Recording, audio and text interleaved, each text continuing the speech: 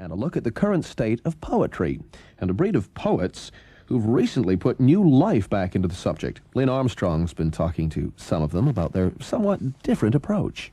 I was taught poetry at school, an inspiring dribble that meant nothing to me at all. Shelley and Keats were really boring, Walter de la Mare soon had me snoring, Rudyard Kipling was a pompous creep, and Robert Burns just sent me to sleep. But forget these dusty relics of the past, 'cause something new has arrived at last. I'll bring you warning of an awful curse that goes by the name of ranting verse.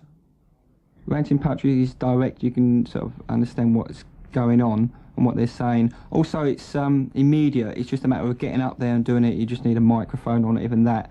There's no hauling of equipment around or anything like that. Anybody can have a go. It's sort of spirit of punk, but just using words, I'd say, really.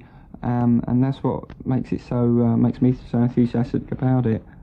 Well, you may not agree with Cool Notes when he dismisses about half of Britain's poetic heritage, but poetry has been revitalised and brought to the attention of a lot more young people in the last few years. The 70s saw John Cooper Clarke, and in the 80s we've had Seething Wells and Attila the Stockbroker, with their loud and frenetic style of recital known as ranting.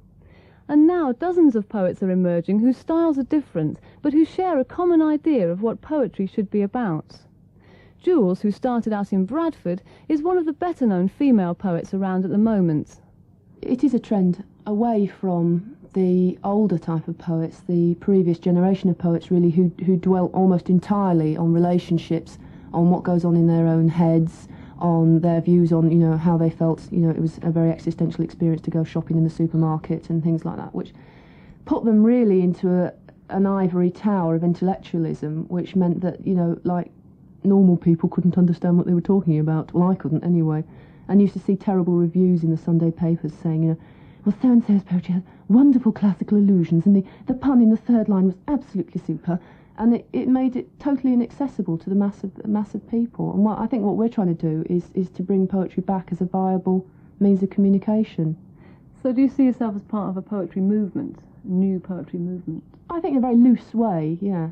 It's a very loose movement, if it's, because everybody in it, the whole point about it, everybody's style is different.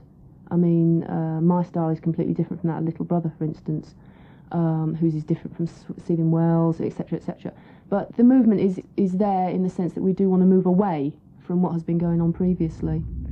But what do they want to move towards, and how are they trying to change that rather sombre image that many people still have of a poetry evening?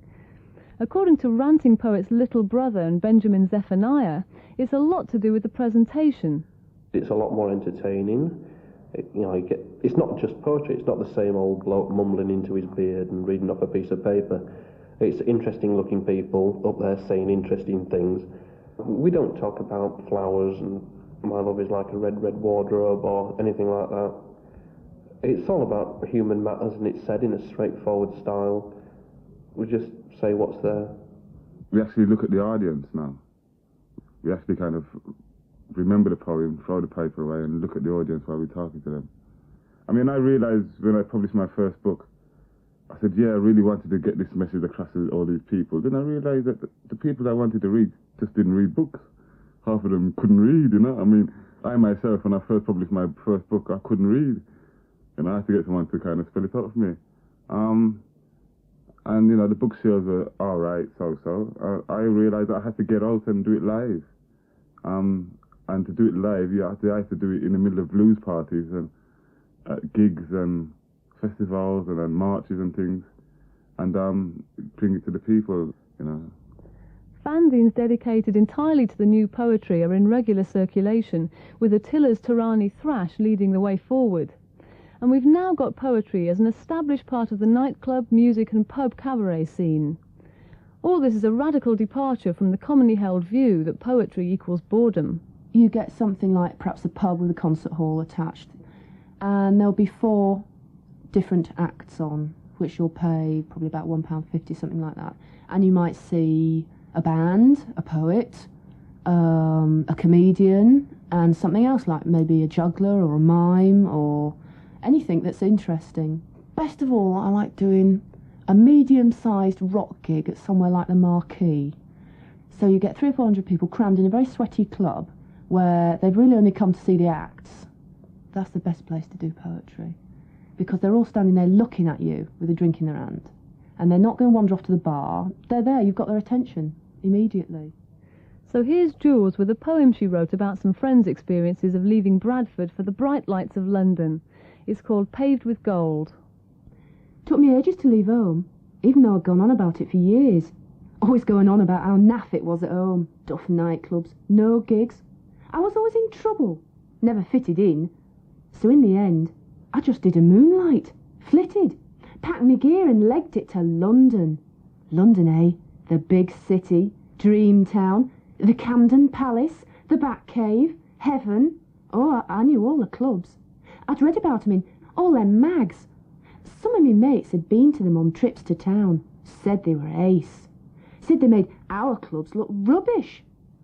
Well, a mate says I could kip on his floor for a little while till I got my own place, which wouldn't take long, in London. But I just couldn't get any money. Me dough just wouldn't come through, and them clubs, they cost packets to get in. And after, I couldn't get back, London being really big, much, much bigger than home. And as the days went past, it seemed to me that the city crouched above me, fat and grey and squatting. And I wondered where the real London was, like in the mags, or on top of the pops, the show, the prize, everything I'd left home for, all the sweet glitter, the high life, the fascinating people with brilliant gear. And all it were the back of King's Cross, the dirty, empty streets, with no sky to see, just buildings and grotty, dusty roads littered with empty cardboard boxes and old newspapers. And as I stood there, trying to make money, I saw this kid, straight off the train, face lit up with excitement, all got up in her hometown best, painted up a treat. And as she hurried past me, she turned her head away. Me who'd been so proud, a hometown killer, reduced to just another begging nobody. And I felt like shouting, "Go home, kid. It's no big deal here. There is no party. Go home, eh? Or you'll end up like me." But I didn't. I just started laughing. I laughed until the tears ran down my face, tasting bitter of mascara. I laughed until I had to sit down on a shop step to get me breath, tears in me mouth and me guts turning. Oh, I laughed, 'cause I knew I could never go home. That poem's about to be released as a single with Jar Wobble playing the backing track.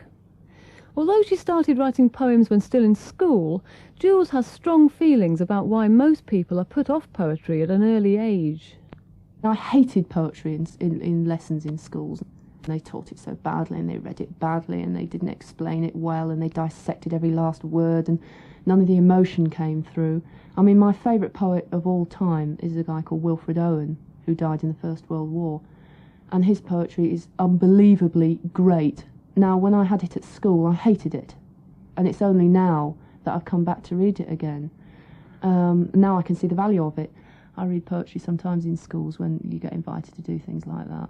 I don't necessarily read my own. I mean, I read Wilfred to them, you know, and explain it to them. And the greatest thing is when somebody of 15 comes up to you afterwards and says, "That wasn't like poetry at all. It was really good. I really enjoyed that. It wasn't like poetry." And you think, "Thank you very much. That's great." That's the nicest thing anyone could ever say to me, really. The feelings expressed there by Joolz about school poetry lessons pretty well reflect those of Benjamin Zephaniah, who thinks that to be more effective, poetry should be dealing with relevant and contemporary issues.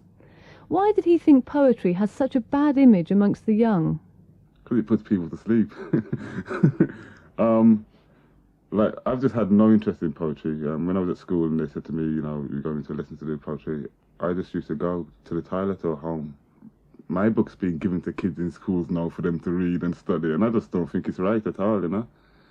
I think people are being frightened because it's being pushed onto them. It's all written in a different language. Again, there's this hidden meaning element, and people think that poets are kind of mystic. If you get a 17, 18-year-old coming out to listen to poetry nowadays, they want to listen to something that they can relate to, not something that they're going to kind of go away and think, you know, he's a hero and I still don't understand him. So I just think that the person who writes a poem at home or, you know, on a street corner, it's probably more valid than the person who's been in university studying what the person on the street's been thinking of. How do you get your inspiration when you write poems? Where do you get the inspiration from? Well, probably one of the most popular poems at the moment is Community Policing, which is exactly what it says. It's about community policing.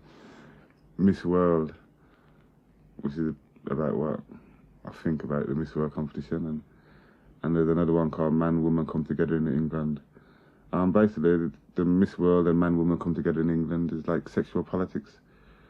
I just write poems about things that I feel strongly about, and that could be anything. She don't want to be Miss World. Beauty is about how you behold, more than silver, more than gold. If I say I am beautiful, is not your leg that I pull. Beauty is about how you greet the everyday people that you meet. You are beautiful, so all rejoice. Your beauty is a natural choice. My sister is a beautiful girl, but she don't want to be Miss World. Her value is not prize money, more value than a pearl. My sister is a beautiful girl, human delight. She could be out of sight, but she would rather stay and fight. Her legs are firm and sharp, best for self-defense. My sister kicks like wildfire, so cause no grievance.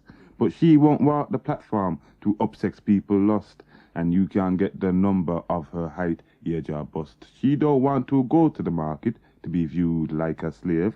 The viewing time is over, put the judge in the grave. She don't need to go to the market, cause she's already won.